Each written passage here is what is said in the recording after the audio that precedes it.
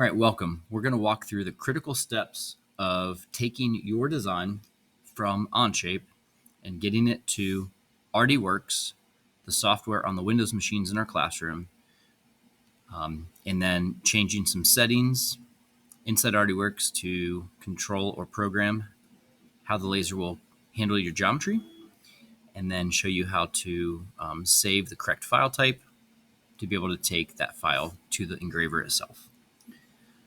This video won't go over the engraver.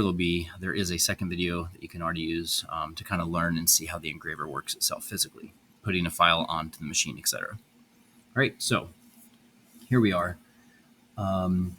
We've got our object that we want, and I need to get the geometry. Now, I have actually extruded and have this 3D thing, but the engraver, just so you know, does not use 3D objects. I will not be using a part file down here. What I will be using is only 2D geometry.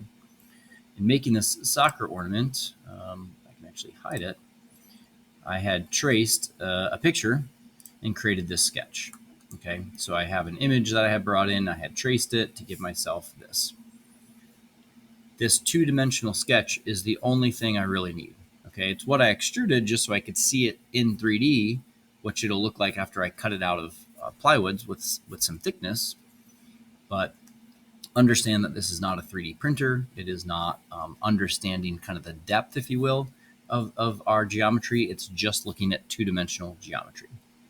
So in order to get this geometry out of Onshape, one way to do it is to take the sketch that you have. You can right-click on it and you can choose Export as DXF. And then you can create this name. So this is just going to call it Soccer Ornament. Make sure it's on DXF and not the other file type, because it could be on DWG. It's kind of either one. So make sure it's on DXF and it's set to download to our computer. Okay, so that's one way you can do it. The other way is that if you have extruded and you have a face, you can hover in Onshape over a face, and all of the edges of that face and that plane light up. And you can grab all of that geometry that's lighting up as a DXF file if you simply right-click on that and say Export as DXF. So that's another way. If you had taken the time, or you have something that's three-dimensional and you're trying to grab the geometry and the edges of a face, okay, you would repeat the exact same thing. So that's all we need to do in Onshape. Now we're going to move this file to RDWorks. For us, that's where this is slightly cumbersome. Okay, so we have an issue that normally we would simply plug a USB stick in your Chromebook and then put that DXF file on it and then walk that USB stick to our machines. We do not have that capability here. So we have a Google folder that you're going to use. Let me see here.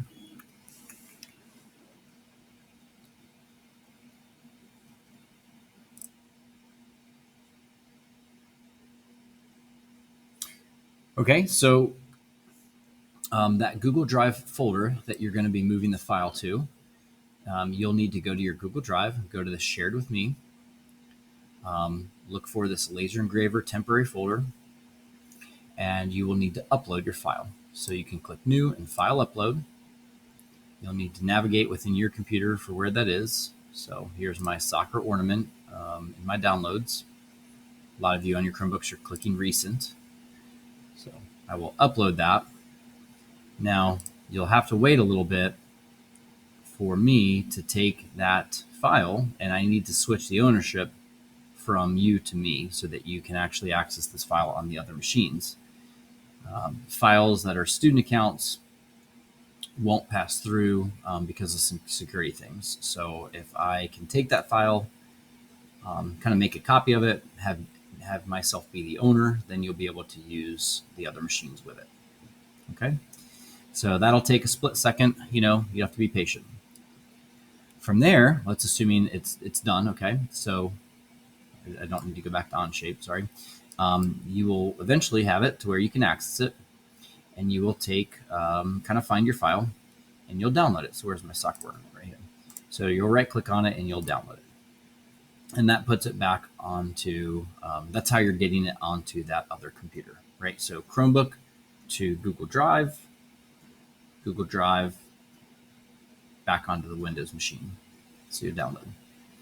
All right, from there, we're ready to use the laser software. Okay, so starting from scratch, you've got a clean slate, and you need to import this file that you just downloaded on the machine from that Google Drive folder. So this down green arrow is the import button. You'll have to navigate to the downloads folder and find the ornament. So here's my soccer ornament. I'll say open, and it comes on. Right? Now, from here, it depends on what you want to do. You guys have to decide. I'm going to cover 3 different types of processes. I feel like these are the main 3 things that you ever would need to do. And so here I'm going to add some text back in that I had a minute ago. So 2023.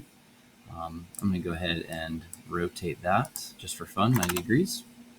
I'm going to put that kind of here on the side. And then I'm going to add more text. So I'm using the text tool. And I'm going to say there's a boy named Adam. I'm just making this up. And maybe even change the font this time to something different. I know there was a font. It was called Engravers. Might be a little more bold. Engravers MT. Let's see what that one looks like. Okay. I'm just going to drag and make that a little bigger. Okay. Now, the text kind of naturally, just because of the previous user, previous operation that was done on the machine, came in as blue, but it doesn't have to stay this color blue, and that has nothing to do with the color of the engraver, right? The engraver doesn't spit out color, it just spits out the laser beam. What this has to do with us deciding what we want the engraver to do. So we're going to use color as a way to communicate to it differences in geometry so that it follows different instructions. The program refers to those colors really as layers. So creating different layers, each layer can have a different set of instructions.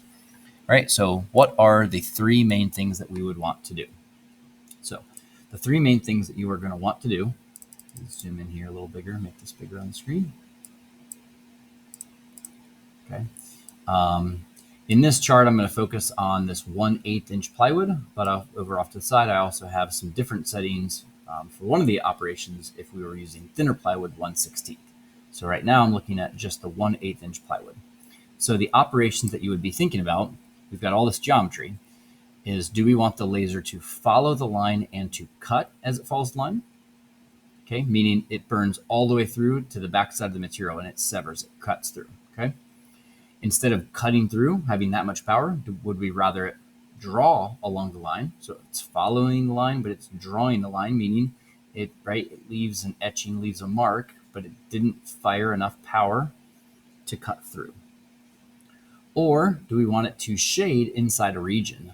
So if you have a closed region, like say one of these areas that's supposed to be like a panel of a soccer ball, do we want it to come inside here and fill that in and shade it in? Okay. So what I'm going to do with this one is I'm going to say that all of the black geometry in this example, my intent is to cut along the line. Okay, because this is actually what I intended. I intended for this to be see-through, for me to, for there not to be any material right there. I intend for this piece to get cut out of the machine, to pick it up and to see through those spots, okay?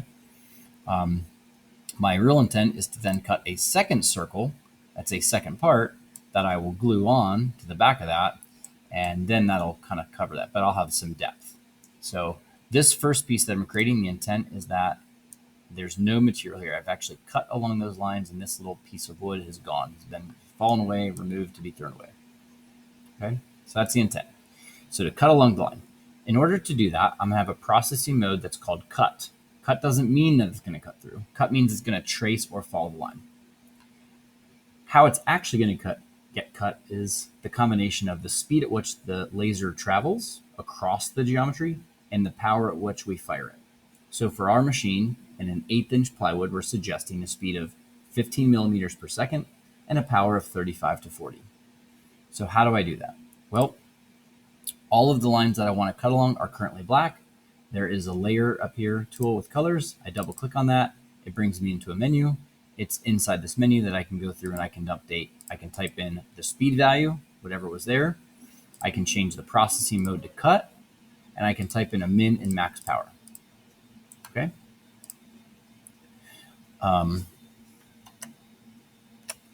Another thing is to draw along the lines.